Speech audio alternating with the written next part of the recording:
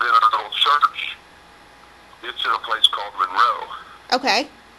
And so it's called Life Covenant Christian Church. And we're affiliated with the Church of God out of Cleveland, Tennessee. Okay. So that's very similar. People that always want to know, like the Assemblies of God and the Church of God, you know, that's more of the Bible Belt kind of flow of stuff. But we're in the charismatic faith side of it as well. So, I mean, we strongly believe in prayer and really, you know, standing up for the rights. And, you know, we're a pro-life, taking our stand, you know. Absolutely, and yep. Pastors, I don't really care, and I don't mean it in a bad way. That's not meaning, you know, that I disregard people's thoughts or whatever. But I don't try to force it down anybody. But at the same time, I'm not a silent pastor that just says, well, just vote the Bible and try to figure out what I say. I get up there and let them know, basically, we better go after what God after. You know, there's several things in the Word that really shows you God and when He lays His cards on the table, and that's, you know, number one, He said, anybody that blesses Israel will be blessed. Anybody that curses Israel is going to be cursed. You're right. And all of us go through the, you know, busted, broken, disgusted, weary, you know, been there, done that kind of thing. I like being blessed a whole lot more than being cursed. Yes, for sure. Had to go through the curse a time or two until finally we wake up and we go, hey, you know, let's just get out of Big Ten and go back home. So the bottom line is, that's the way that I preach and teach our people. And I just let them know, if you don't like my stand, or if you don't believe in what I'm saying or doing, at least just go home and pray. And as much as I've got a right, I'm entitled to my opinion, you are also entitled to yours.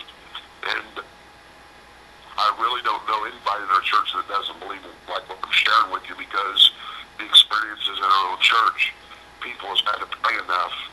And so if there's anybody at all that's even kind of in the middle of the fence, I wouldn't know about it, because, you know, it's not something that we deliberately prolong, and we don't, you know, it's just like taking an offering. I mean, we don't beg for people to support us, and we don't beg for people to believe the same way that we're saying it. You know, they have to experience it, but those that are experiencing it, they come back and go, Brother Arnold, you try to tell us, and hey, we wish we would have just listened. So it's not that we're right in all the stuff, because we're trying to help so many people, and we're trying to be effective. But we're a small church, and getting back to answer your question, our church, again, it's called Life Covenant. Okay. And it's between Hamilton, I live in Fairfield, and Fairfield's a part of Hamilton, so Hamilton, Fairfield area, it's to the north of that, and it's south town. Okay.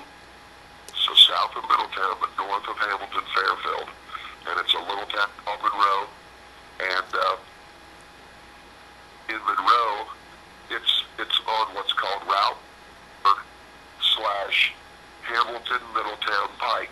Okay. And everybody around here knows that's that. It runs parallel to 75, but it's just an old state route that, you know, that's the way they do things here. And you just go Hamilton, Middletown. So it's Hamilton, Middletown Pike. Okay. And the church is a Asbury Methodist church. They've C.J. Wells on it 35 years ago. So the church is very small. It only seats probably about 200. Wow. And very, very small church. And what he does is he's always bussed kids in there. He's got a couple of vans and he brings them in on Sunday. He has his kids program, and that's what they do for the Asbury Methodist Church. People know it by when you say, well, where church at? People say, well, that's the church that's got the wagon wheel sign. Okay. It's just, you know, he kind of collects antiques, and he's got wagons, and he's got an old wagon wheel leaning up on the church sign out front. And for years, everybody goes by and goes, well, that's the wagon wheel church. You know? So that's how it's unique to our local area. So when you're trying to explain it to people, I mean, that's what I've had to do, and that's why I've been on the phone and email and trying to answer people. And it's good to deal with people, I mean, like yourself, people who are in church that understand the way churches operate. Okay. The last question that I have is your extended family, your daughter, your congregation. How did they respond to the story? Did you just tell them? Did they find out? Well, they when I emailed all of the story, I sent it out to about 20 of our prayer warriors, and then I sent it down to my son in college, and he sent it to his girlfriend and her family, and it just kind of started growing. In the first couple of weeks, it just went. We might have heard back from 300 or 400 people, and we didn't do nothing to get it out other than I just came home and wrote over the next couple of days after it happened. I just wanted to write it so that I would never forget it. Sure. And then I thought, well, then when my family started hearing about it, the church began to hear about it. They said, well, email us what happened, Pastor. So I just kind of sent it to them, and then it just started building, and then all of a sudden these Christian networks started emailing it out, and man alive, it's going all over the world. Oh, it's wonderful. 50 states and 106 nations we've heard back from. And now what they're wanting us to do, everybody is crying out that we really keep this prayer network going, and that's what I'm going to do. I'm accepting the challenge to do that because, no matter who goes in, it's not that we just stop on election day. Mm-hmm. God forbid if we put all this work, and I promised them that I would stand on the wall, and I think that's when our real spirit work will begin. Mm-hmm. And so I'm going to do everything that I can. I'm hearing from so many people, and when I'm out of the faith side of this, and the stronger, I guess you could say, just the Pentecostal Rhema word side, you see what I'm saying? Uh-huh. But I've heard from Amish and Mennonite, wow. Catholic. I've got a stack emails in there from people that are from Utah and the Mormons. I mean, I'm even getting tons of emails from them saying thank you for praying, and we want to pray. And that's great. All over the place are behind me, and Jews are emailing me. There was one Christian network that called me and asked me to put it on their email, and I told them go ahead and do it. Mm-hmm. And they said that they're putting it out to 180,000 Jews. Whoa. And they did, and I am being inundated like you would believe. Wow. This thing has gone to the Arab League. This thing has gone, all over. You can go on the website, the results page, and you can see all 106 nations are listed there.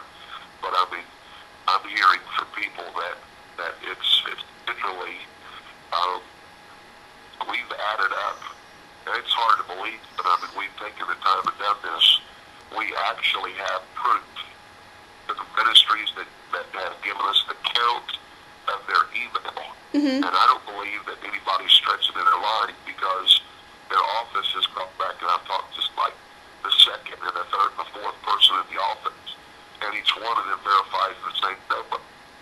Oh, nobody gets the number wrong. You would think if somebody says 180,000, and then somebody like a secretary or the assistant goes, oh, well, we got 50,000. Yeah. Then you worry. But when the same people says 180, I think one person said 185 out of 4 people that said that. 4 was 180,000, and one person said it's almost 185,000. Oh my goodness. So that's very close, consistent record. Yeah, absolutely. But what I've seen from every group that has sent it out to their email list, we actually have had over 15 million people read this story worldwide. Wow. 15 million people. What an impact. I've got huge works out there that sent it out to, one of them sent it out to over 500,000 on the email list, another one 500,000, another had 500,000. Huge networks of Christian organizations like you wouldn't believe. They're coming out of the woodwork. Wow. And we've added it up, and that's conservative, 15 million. Amazing. Now if they all go out to vote. Absolutely. See, it's all about what God's doing. Absolutely, it is. So the only thing is when MSNBC and NBC producers contacted me, in their contact to me, they're begging to find out how much is out there. Because they're saying it's a significant story. They're following it. They know it's all over the world, and they can't stop it. And then I said, and that's the only response I gave them. I said, yeah, it's huge, and it's bigger than you know. Yes. And I think that's why they're trying to do everything they can to, attack so negatively like they are now. Of course it is. Would you consider giving your story or appearing with conservatives, like say on Fox, if I could get you in that door? Oh yeah. Like Sean Hannity. I would be glad to talk to people that's got sense right now. And I think what's going to happen probably, the more that I think about the NBC and MSNBC thing, I think that will